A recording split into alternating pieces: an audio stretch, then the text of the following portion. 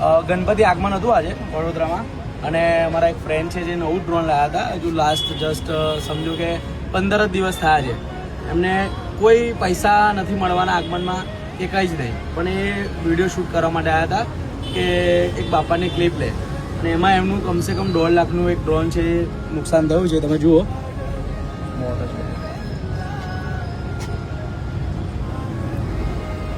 આટલું બધું નુકસાન થાય અને તો બી વ્યક્તિ અત્યારે અહીંયા બેઠો છે અને એકદમ રિલેક્સ છે કે થયું છે, હવે એનો કંઈક રસ્તો થશે. પણ અમુક મંડળમાં એવું થાય છે કે કોમ્પિટિશન કરે છે અને બધાને બોલાવે છે કે ઇન્ફ્લુએન્સર આવો, ક્રિએટર્સ આવો.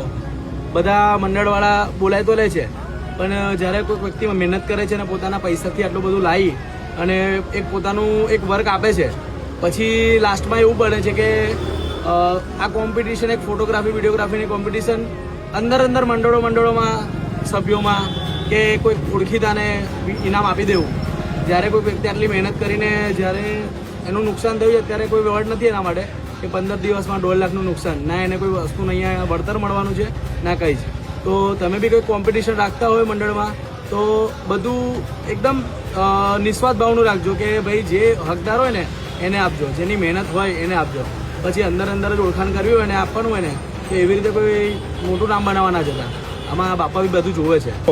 અને મેન એવું છે કે હમણાં લાસ્ટ ઘણા બધા આગમનમાં અમે લોકો શૂટ કરવા જઈએ તો જોઈએ છે કે ડ્રોન ફ્લાય થતું હોય ને તો લોકો ચપ્પલ મારે છે, બોટલ મારે છે. આજે જે ડ્રોન તૂટ્યું ને એનું કારણ છે એક સેલ્ફી સ્ટિક. ડ્રોન મસ્ત ફ્લાય થઈ રહ્યું હતું અને અચાનકથી એકદમ સેલ્ફી સ્ટિક એને ઉપર કરી એક વ્યક્તિએ અને ડ્રોનમાં આવી ગઈ અને ડ્રોન પડી ગયું અને ડ્રોનને ડેમેજ થયું.